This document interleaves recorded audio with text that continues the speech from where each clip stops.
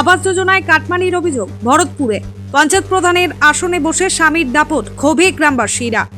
মুর্শিদাবাদের ভরতপুরে আবাস যোজনাকে ঘিরে ব্যাপক চাঞ্চল্য। অভিযোগ উঠেছে কাটমানি না দেওয়ায় মাঝপথে বন্ধ করে দেওয়া হয়েছে নূর হোসেন নামে এক উপভোক্তার ঘর তৈরির কাজ। এমনকি আবাস তালিকা থেকেও তার নামও বাদ দেওয়া হয়েছে। স্থানীয় সূত্রে জানা গেছে, ভরতপুর গ্রাম পঞ্চায়েতের প্রধান অনিতা মণ্ডলের স্বামী কালী কুমার মণ্ডল উপভোক্তা নূর হোসেনের কাছ থেকে 20,000 টাকার ঘুষ দাবি করেন। কিন্তু নূর হোসেন টাকা দিতে অস্বীকার করায় তার নাম কেটে দেওয়া হয় আবাস যোজনার তালিকা থেকে এবং বন্ধ করে দেওয়া হয় ঘর তৈরির কাজ।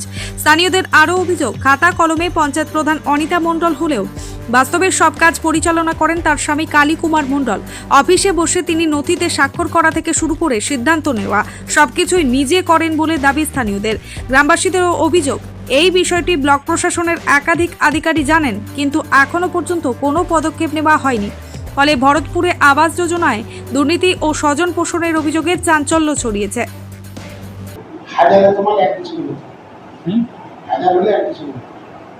না, টোটাল জায়গাটাই তো আপনার 4.5 2 কাঠা জায়গা। 2 কাঠা জায়গার মধ্যে আমার ভিটে হয়েছে 1 কাঠা 6 ঘন্টা। আমার কাছে দিলাম 3,000 একটু, আবার তুমি সে আমি কি বাইরে পড়া হলে 2,000 আমার যেটা সিস্টেম বড় করে পঞ্চায়েত আমি যখন পঞ্চায়েতের করতে দিনে পড়ে তখন 3,000 আচ্ছা, তুমি সে আমি তুমি ডাইরেক্ট করবা 2,000 আর তোমার তো বেফাতে 1,000 টাকা না না আপনার উপর দিয়ে আমি যেতে পারবো না।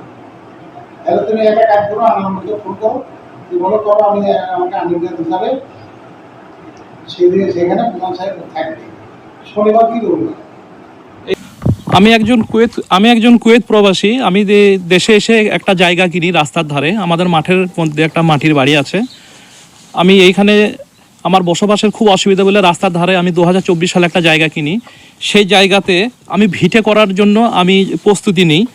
আমি ভিটে করার জন্য এনওসি নিয়েছি 18/3/2025 ভরতপুর পঞ্চায়েত থেকে। সেই এনওসির জন্য আমার কাছে 15,000 টাকা নিয়েছিল ভরতপুর পঞ্চায়েত, কিন্তু আমাকে দিয়েছে মাত্র 1250 টাকার একটা রসিদ। এইখানে আমার সঙ্গে জালিয়াতি করেছে। আর তারপরে আমি যখন ওই জায়গাটা আমি নিজে স্বয়ং গিয়েছিলাম, কিন্তু আমি ভরতপুরে কোনো পঞ্চায়েতের প্রধানকে আমি চিনি না। প্রধানের যে একটা স্বামী আছে কালী কুমার মণ্ডল, উনি সমস্ত রকম বেআইনি আইনি সব রকম স্বাক্ষর পর্যন্ত উনি নিজেই করেন। এবং উনার একটা মীমাংসা আমাদের সঙ্গে কথা বলার একটা ভিডিও আছে। উনি প্রধানের চেয়ারে বসে আছেন, উনি নিজেই প্রধানের সই করেন। সেই ভিডিওটা আমি রিপোর্টারকে আমি সেটা শেষে দিয়ে দেবো।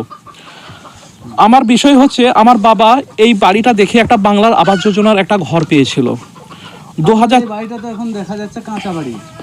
হ্যাঁ, কাঁচা বাড়ি। এটা কাঁচা বাড়ি। এই বাড়ি দেখিয়ে আমাকে সরকার থেকে আমার বাবাকে একটা ঘর দেয়, বাংলার আবাস যোজনা ঘর দেয়। এই ঘরটা করতে গিয়ে প্রথম কিস্তি যখন টাকা ঢোকে আমাদের ভরতপুর পঞ্চায়েত থেকে আমার কাছে টাকা চাওয়ানো হয়। কত টাকা চাওয়ানো হয়? 20,000 টাকা। চা খাবে না মদ খাবে সেটা ওরা ভালো জানবে, কিন্তু আমার কাছে এটা বেআইনি ভাবে চাওয়ানো হয়।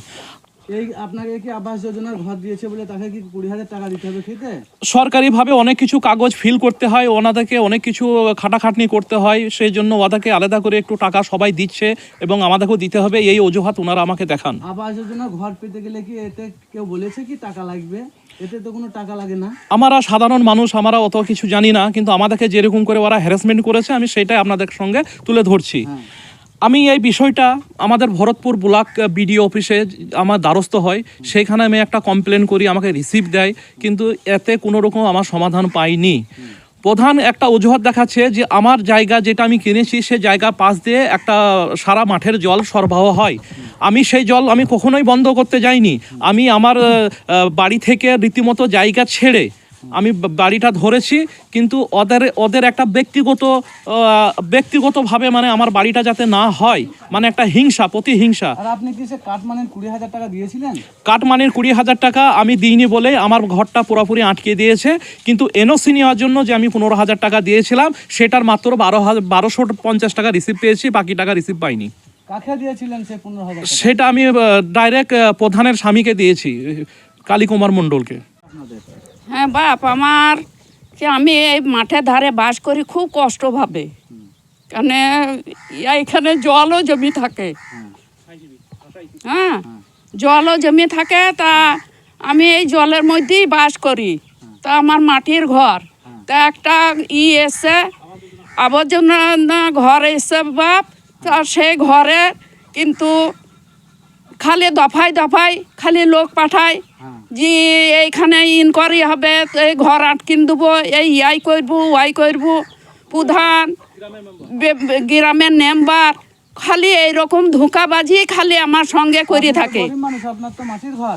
হ্যাঁ বাপ, আমার মাটির ঘর, আমি গরিব মানুষ, আমি খেটি খাওয়া, তার স্বামীটাও ওই রকম খাটতে মারতে পারে না বাপ, তাই এইরকম আমার এইরকম আপনার সেই ঘর এখন আটকে দিয়েছে। হ্যাঁ ঘর আটকে দিয়েছে বাপ, কিন্তু আমার কোনো কিছু আমি সমাধান পাইনি বাপ। কি কারণে আটকে দিয়েছে আপনার কি ঘরটা? কারণে? হিংসা একটা 20,000 টাকা চাইছে, সেটা আমি সে 20,000 টাকা নেই। সে টাকা 20,000 টাকা কিসের জন্য যে চাইছে বাপ, আমি মূর্খ মানুষ, আমি বলতে পারবো না। আপনি বলেই কি আপনার এই ঘরটা এখন হ্যাঁ আটকে দিয়েছে? হ্যাঁ, ওই 20,000 টাকা আমি দিতে পারিনি বলে আমার ঘরটা আটকে দিয়েছে। কে চেয়েছিল আপনার কাছে 20,000? ওটা প্রধান কইছে বাপ। ব্যুরো রিপোর্ট, চেতনা নিউজ। যুক্ত সোনার গহনায় এবার দুর্দান্ত অফার। শারদীয়া উৎসব উপলক্ষে জীবন্তীর সাকিব জুয়েলার্সে পাবেন আকর্ষণীয় বিশেষ ছাড়। হলমার্ক যুক্ত সোনার গহনায় এবার বিপুল ছাড় দিচ্ছে জীবন্তীর সাকিব জুয়েলার্স অ্যান্ড বেকার্স। শারদীয়া উৎসব উপলক্ষে আপনার জন্য থাকছে একাধিক আকর্ষণীয় অফার। এখানে পাবেন নানান নকশার সোনার গহনা, নেকলেস, কানের দুল, আংটি, বিয়ের শাখা, পলা, নোয়া বাঁধানো গহনা।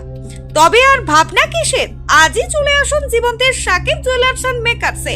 শারদীয়ার কেনাকাটার জন্য এখনই চলে আসুন জীবন্তীর একমাত্র বিশ্বস্ত প্রতিষ্ঠান সাকিব জুয়েলার্সে।